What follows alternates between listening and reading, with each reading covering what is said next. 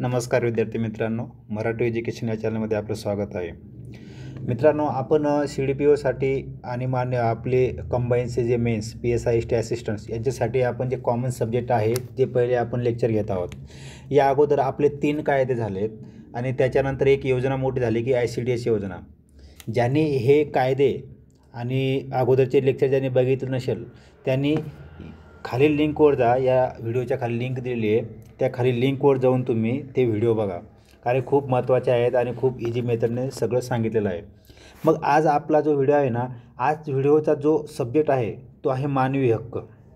म्हणजे आपण काय करतो आहे मित्रांनो, सगळे जेवढे सब्जेक्ट आहेत ते सगळ्या सब्जेक्टला आपण सुरुवात केलेली आहे. आणि जे असे सब्जेक्ट आहेत की कुठंही असे लेक्चर मिळणार नाही किंवा कोणताही क्लासवाला यूट्यूबवर ऑनलाईन लेक्चर घेत नाही, ते सगळे आपण लेक्चर घेत आहोत. आणि मुलांना ते लेक्चर खूप अवघड वाटतात किंवा ते सब्जेक्ट खूप अवघड असे वाटतात. मग आज आपण एक नवीन आपला जो टॉपिक आहे, समजा CDPOला काय आहे की एक टॉपिक आहे. आपल्यात टोटल किती 13 टॉपिक आहेत. 13 टॉपिकमध्ये एक टॉपिक आहे मानवी हक्क, बरोबर. तर या मानवी हक्कमध्ये काय दिलेलं आहे आणि सिलेबस वगैरे सगळ्या गोष्टी मी तुम्हाला सांगणार आहे. त्या अगोदर मी तुम्हाला एक सांगतो की मानवी हक्क जे आहे CDPOला जो मानवी हक्क हा घटक आहे, या मानवी हक्क या घटकावर मी 2016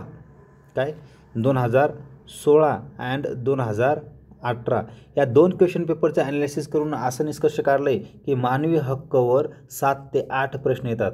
आणि मित्रांनो, खूप छोटा भाग आहे. म्हणजे जास्तीत जास्त मी तुम्हाला सांगतो की आपले जास्तीत जास्त 5 लेक्चर होतील. किती? जास्तीत जास्त 5. आणि त्याच्यावर क्वेश्चनचं एक लेक्चर बनवला तर 6. म्हणजे विचार करा मित्रांनो, 6 लेक्चर बघून जर तुम्हाला 7 ते 8 प्रश्न म्हणजेच 8 ते 16 मार्क, म्हणजे किती? 14 ते 16 मार्क्स हे तुमचे फिक्स होत आहे. आणि जर आपण कंबाईनचा विचार केला, MPSC कंबाईनचा जर विचार केला आहे तर 10 प्रश्न म्हणजे जवळपास 10, म्हणजे तिथं पण 8 चला, किती? 8 प्रश्न हे असतात. म्हणजे त्यांना पण 16 मार्कला. म्हणजेच CDPO आणि कंबाईन मेन्सला 16 मार्कसाठी मानवी हक्क हा टॉपिक आहे. त्याच्यामुळे हा जो टॉपिक आहे तो करणे खूप गरजेचं आहे. किती मित्रांनो? 7 ते 8 प्रश्न. 7 ते 8 प्रश्न म्हणजेच 14 ते 16 मार्क्ससाठी आपल्याला आहे. आणि जोक नाही, ज्यांचा 1 मार्का रिझल्ट जातो त्यांना विचारा की 1 मार्काची किंमत काय असते, आणि इथं 14 ते 16 आहे. त्याच्यामुळे मित्रांनो, या टॉपिकवरचे सगळे जे लेक्चर आहेत, जेवढे पार्ट्स असतील अपलोड होतील, सगळे व्यवस्थित बघा, नोट्स काढा आणि व्यवस्थित अभ्यास करा. आपल्याला याच्यातनं किती ॲव्हरेज आपल्याला 15 मार्क्स इथं पडेल. आणि एकदम सोपा असतो, याच्यामध्ये डीप लेवल विचारलेला नसतो आहे, खूप सोप्या पद्धतीने असतं आहे. आणि मला जेवढं सोप्या पद्धतीने तुम्हाला सांगता येईल तेवढं मी तुम्हाला अजून सोप्या पद्धतीने सांगणार आहे.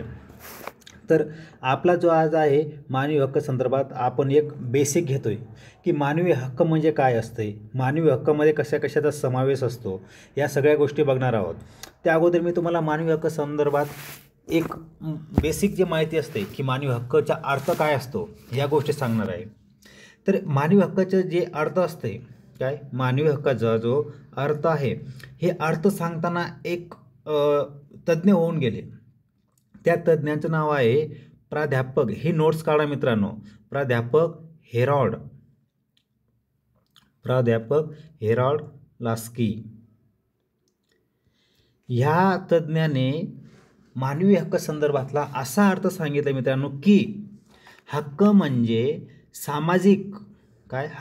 सामाजिक जीवनाची अशी परिस्थिती की ज्याशिवाय कोणत्याही व्यक्तीस स्वतःची संपूर्ण प्रगती साध्य करता येत नाही. त्याने काय सांगले?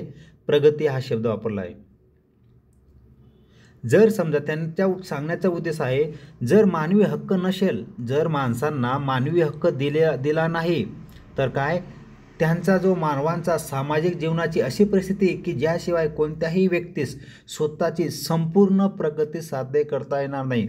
म्हणजेच माणसाला जर त्याची प्रगती जर करायची असेल, त्याची प्रगती होणे जर गरजेचं असेल तर त्याला काय आहे, त्याला मानवी हक्क असणं हे गरजेचं आहे. असे कोणी सांगितले? प्राध्यापक हेरॉल्ड लास्की.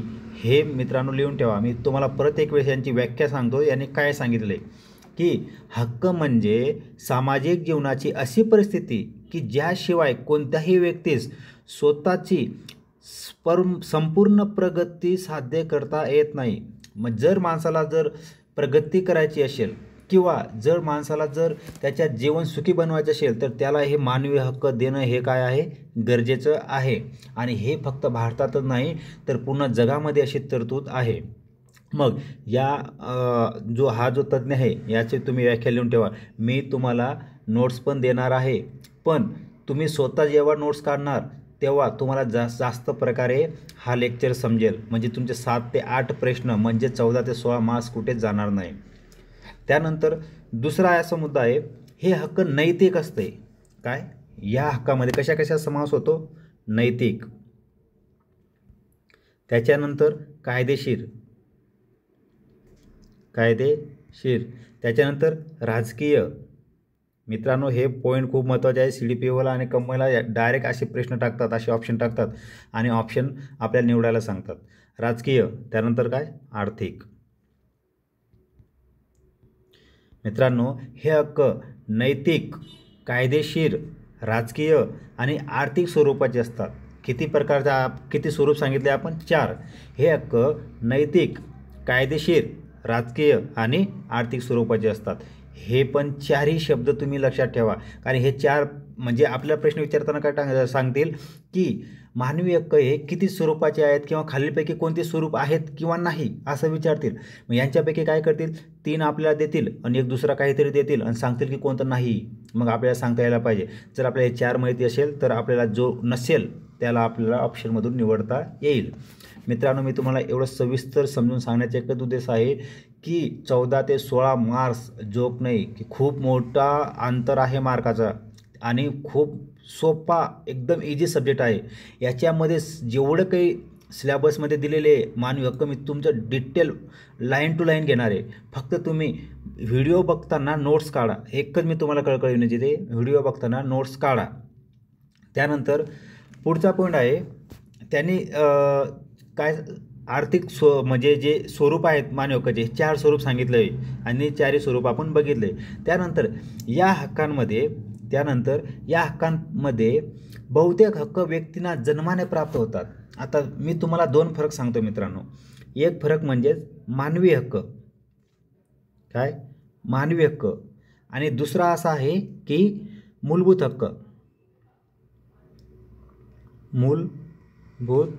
हक्क. तर मित्रांनो हे दोन्ही हक्क आहेत. काय हे दोन्ही पण हक्काचे प्रकार आहेत, पण यांच्यामध्ये एक फरक आहे आणि तो फरक खूप महत्त्वाचा आहे. तर इथं काय सांगितलं मित्रांनो त्यांनी, मानवी हक्कामध्ये काय असतो की मानवाचा जेव्हा जन्म होतो जन्मल्या जे हक्क मिळतात त्याला हे मानवी हक्क सांगतात. म्हणजे जन्म झाल्यानंतर जे आपोआप मिळतात हे हक्क, काय मिळतात, हे हक्क आपोआप मिळतात. याच हक्कांना आपण काय म्हणतो, मानवी हक्क असे म्हणतो. म्हणजे मानवाचा जन्म झाल्यानंतर त्याला जीवन जगण्यासाठी जे आवश्यक गोष्टी असतात, जे हक्क आवश्यक असतात, ते सगळे हक्क त्याला आपोआप प्राप्त होतो. म्हणजेच त्याचा जन्म झाला की आपोआप येतात. यांना कोणताही कायदा करण्याची म्हणजे विशिष्ट कायदा करण्याची गरज नसते. पण मूलभूत हक्कामध्ये काय मित्रांनो की आपला पॉलिटी जो सब्जेक्ट आहे त्या पॉलिटी या सब्जेक्टमध्ये 12 ते 35 या कलमामध्ये मूलभूत हक्काची तरतूद केलेली आहे. किती, 12 ते 35. ॲक्च्युली मूलभूत हक्क हे 14 ते 32पर्यंतच आहेत, पण टोटल आपले तिथं कलम आहेत, बरोबर. त्या ह्या कलमामध्ये, राज्यघटनेच्या या कलमामध्ये ज्या हक्कांचा समावेश आहे त्या हक्कांना आपण काय म्हणू शकतो, मूलभूत हक्क असे म्हणू शकतो. पण इथं तसं नाही. इथं काय, जन्म झाल्यानंतर जे हक्क प्राप्त होतात आणि हे हक्क हे काय असतात, आपोआप आपल्याला मिळतात, बरोबर. यांना आपण काय सांगतो, मानवी हक्क आणि मूलभूत हक्क. दोघांमधला फरक तुम्हाला मी सांगितलं आहे आणि हे फरकसुद्धा तुम्ही लक्षात ठेवा, याच्यावर सुद्धा प्रश्न विचारतात. त्याच्यानंतर मी तुम्हाला सांगितलं की जे मानवी हक्क आहे ते काय, आपोआप त्यांना जन्म झाल्यानंतर प्राप्त होतात. हे हक्क व्यक्तीला समाजाने, पुढचा महत्त्वाचं काय, हे मानवी हक्क आहेत. आपण मानवी हक्क, मूलभूत हक्क मी तुम्हाला फक्त एक फरक सांगण्यासाठी मूलभूत हक्क घेतलेला आहे इथं. पण आपण जो बघतोय सगळं काय बघतोय, हे आपण मानवी हक्क संदर्भात बघतोय, बरोबर. मग हे जे मानवी हक्क आहेत, हे मानवी हक्क समाजाने काय समाजाने किंवा राजसंस्थेने, म्हणजे राजसंस्था म्हणजे काय की सरकार, राजसंस्थेने बहाल केलेले नसतात. म्हणजेच काय, जन्म झाल्यानंतर ते आपल्याला आपोआप प्राप्त होतात. काय, जन्म झाल्यानंतर ते आपल्याला आपोआप प्राप्त होतात, त्याला आपण काय म्हणतो, मानवी हक्क. हे समाजाने, एखाद्या कोणत्या समाजाने किंवा राजसंस्थेने म्हणजे सरकारने दिलेला हक्क नाही. काय, हे काय समाजाने किंवा राजसंस्थेने बहाल केलेले हक्क नाही, ते काय आपोआप मिळतात. पण काय सांगितलंय की मात्र मान्य केलेले असतात. कोण मान्य केलेले असतात? समाजाने मान्य केलेले असते आणि राजसंस्थामध्ये सरकारने मान्य केले असते. समाजाने किंवा राजसंस्थेने हे आपल्याला दिलेले नसतात, पण ते काय असतात, त्यांनी मान्य केलेले असतात.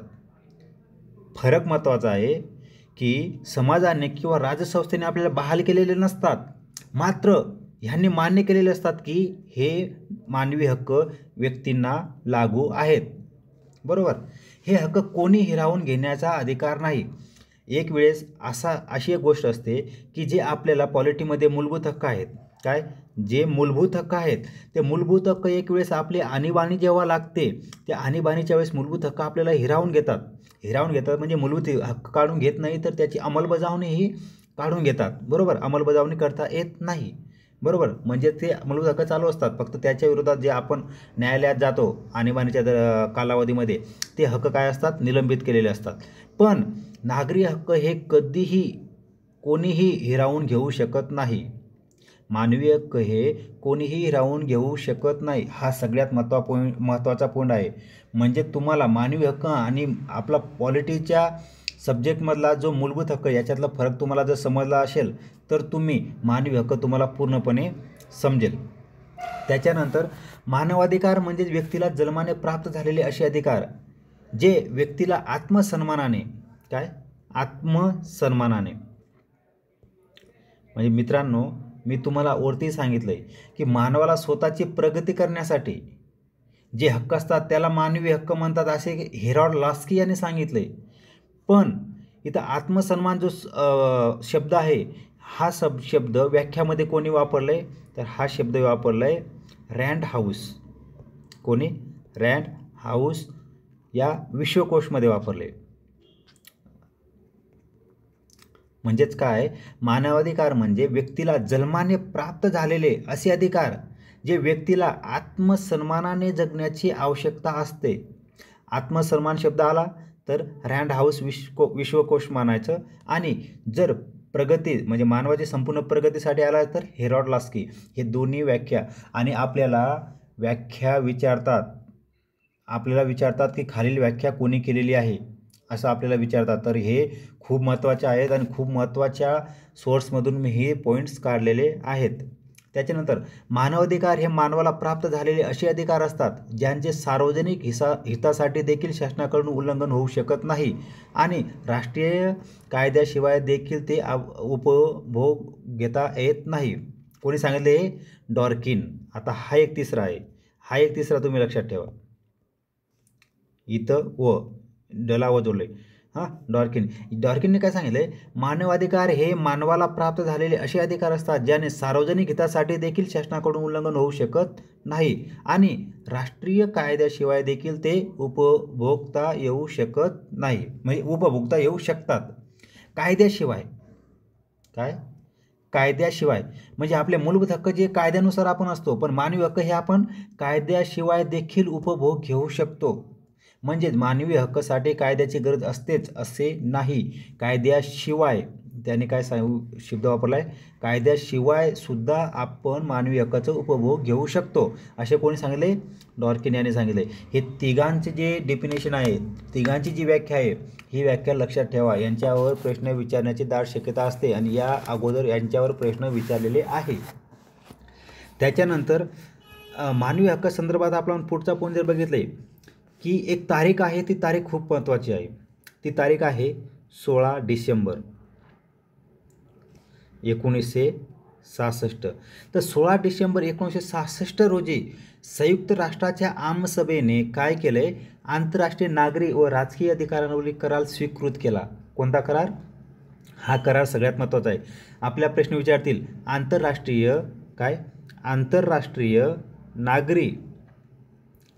नागरी व राजकीय आंतरराष्ट्रीय नागरी व राजकीय अधिकारावरील करार कधी स्वीकृत करण्यात आला. आंतरराष्ट्रीय नागरी व राजकीय अधिकारांवरील जो करार आहे हा काय आहे, करार आहे. हा करार कधी स्वीकृत करण्यात आला, तर तो स्वीकृत करण्यात आला 16 डिसेंबर 1966. ही तारीख आपल्याला विचारण्याची दाट शक्यता आहे, त्याच्यामुळे ही तारीख लक्षात ठेवणं खूप गरजेचे आहे. त्याच्यानंतर मित्रांनो मी तुम्हाला 2 पुस्तकाचं नाव सांगतो आणि हे 2 पुस्तक खूप महत्त्वाचे आहे. पहिला पुस्तक आहे लेविथॉन THAN. हा पुस्तक आहे थॉमस हॉब्स. हा जो पुस्तक आहे तो थॉमस हॉब्सचा आहे आणि हा पुस्तक तुम्ही नोट करून ठेवा. या पुस्तकावर प्रश्न विचारण्याची दाट शक्यता आहे. दुसरा पुस्तक आहे टू ट्रीटाइज ऑफ गव्हर्नमेंट.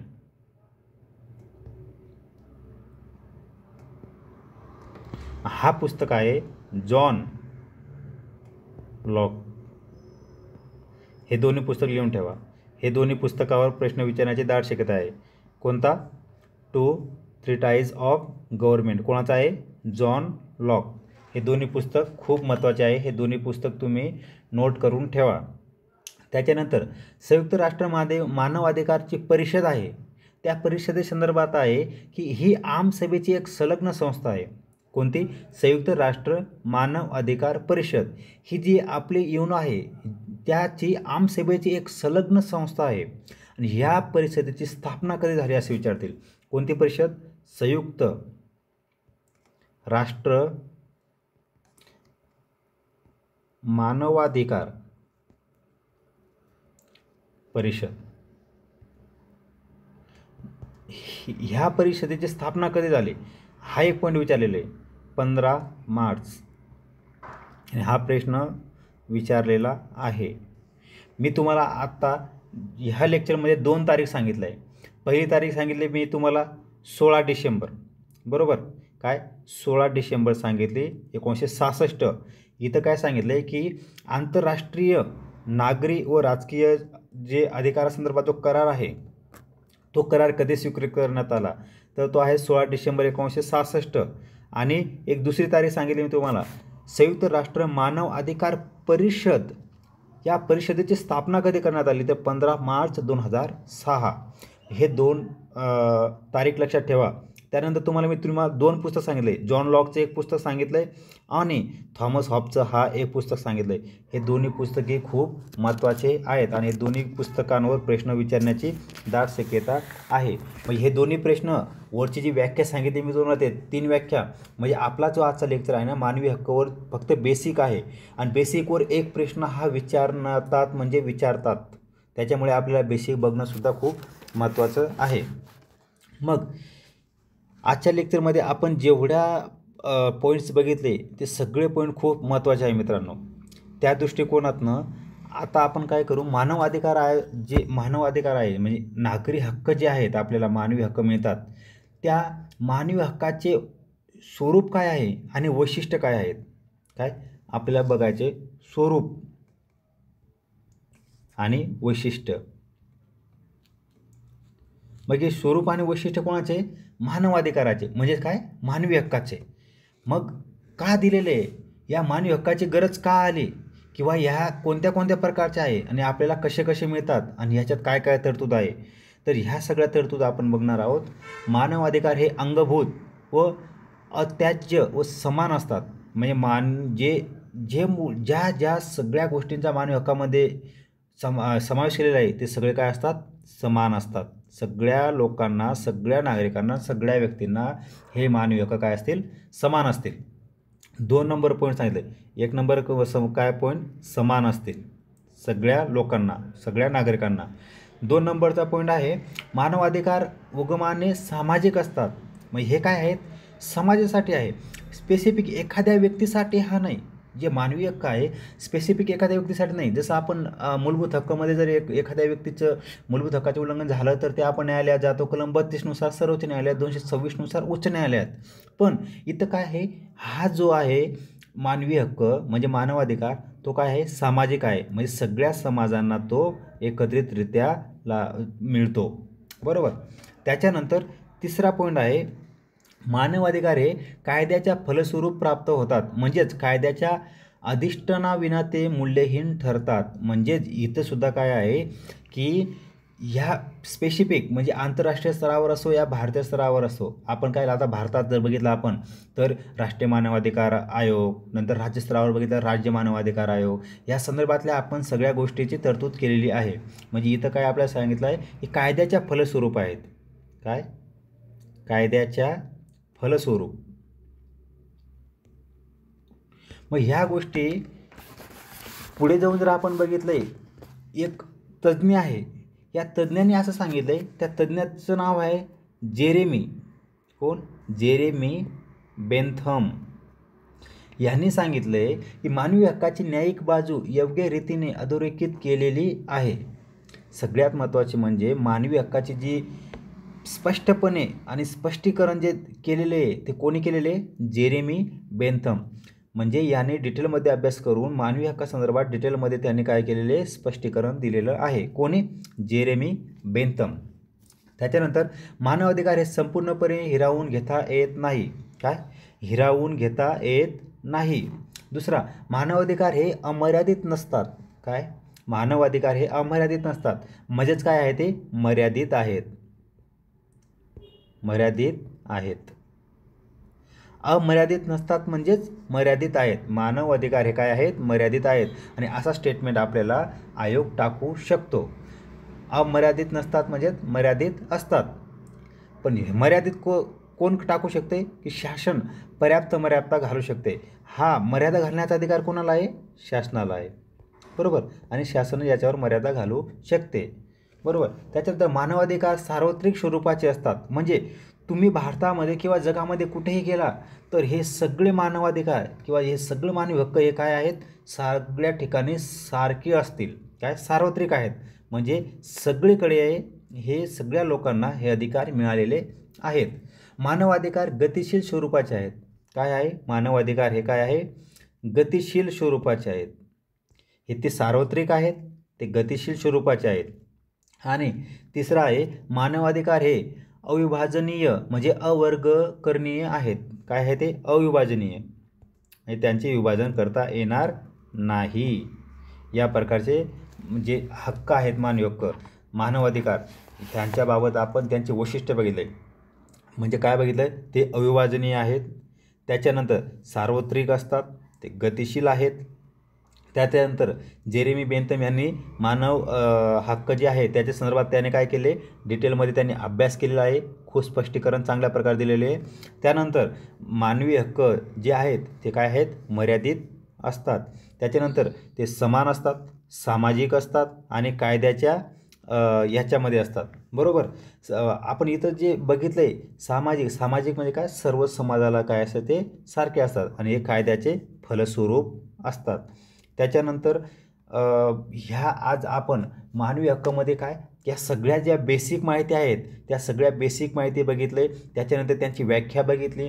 व्याख्या बघितल्यानंतर आपण संयुक्त राष्ट्र मानव अधिकार परिषदेची स्थापना बघितली.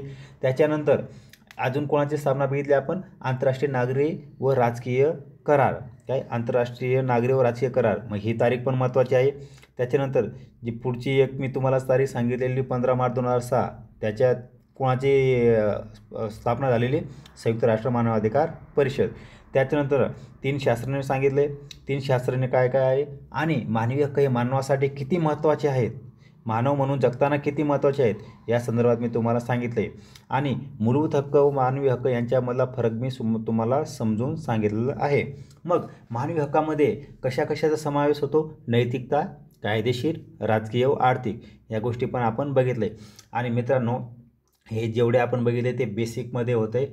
आणि उद्या आपण जो मेन म्हणजे कायदा आहे, आंतरराष्ट्रीय स्तरावर जो कायदा आहे त्याला आपण काय करतो? जागतिक जाहीरनामा म्हणतो. तो जागतिक जाहीरनामावर आपण लेक्चर घेणार आहोत, मानवी अधिकाराचा जागतिक जाहीरनामा. तो आपण उद्या मी तुम्हाला तो लेक्चर मिळेल आणि ते पण सगळे डिटेलमध्ये मिळेल तुम्हाला, विथ सगळे कलम महत्त्वाचे त्याच्यातली स्पष्टीकरणासह मिळेल. धन्यवाद मित्रांनो.